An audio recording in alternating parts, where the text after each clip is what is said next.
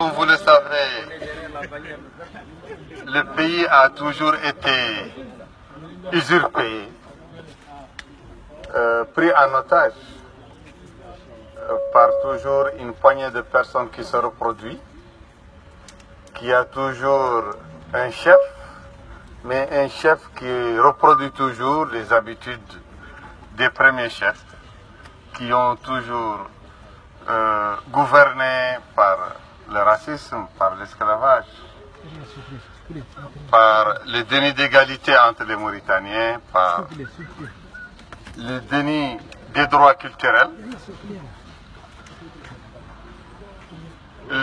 l'oppression des langues nationales,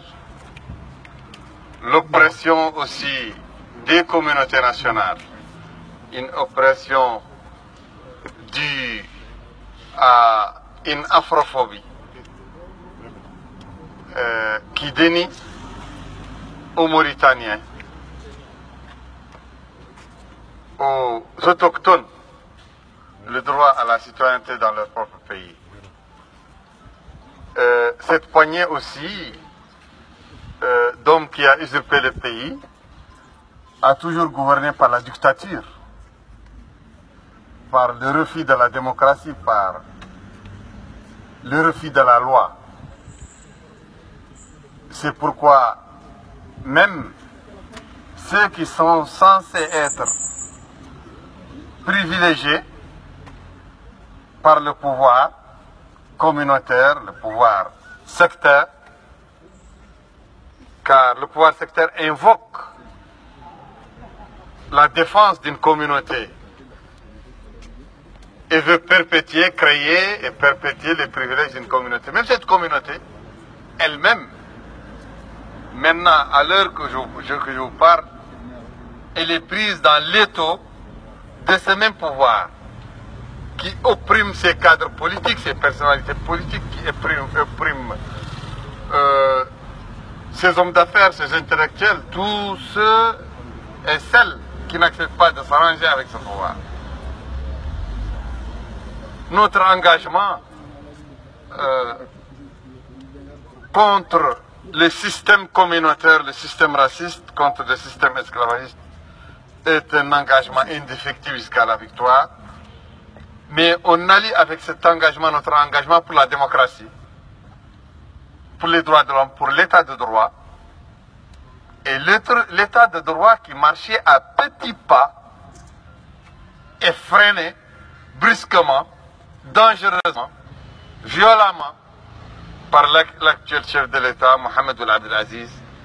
qui veut ajouter à la discrimination raciale qu'il perpétue, à l'expropriation des terres, à la privation des personnes noires de leur nationalité par un recensement biométrique qui est en vérité une continuation du processus de génocide et d'épuration ethnique. En même temps, ce pouvoir aussi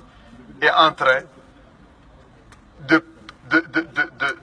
mettre un terme, de mettre fin à la lueur de démocratie et de l'alternance politique par ce coup d'État constitutionnel. J'appelle donc ici toute la communauté mauritanienne de France, toute ethnie confondue, tout parti politique, toute organisation confondue, à se souder derrière la coalition contre ces amendements constitutionnels qui sont en vérité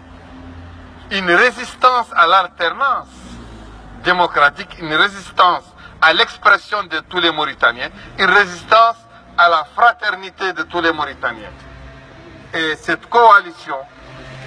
de partis, d'organisations et de syndicats opposés à ce énième coup d'État contre les droits des Mauritaniens, contre l'avenir des Mauritaniens, donne l'espoir à toutes les communautés. Un espoir de fraternité, d'entraide de main dans la main, un espoir de victoire. Je vous remercie d'avoir répondu à l'appel de cette coalition et en tant que membre de cette coalition, je sais que vous êtes digne de mener ce combat ici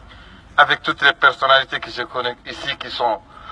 déjà les pieds bien enracinés dans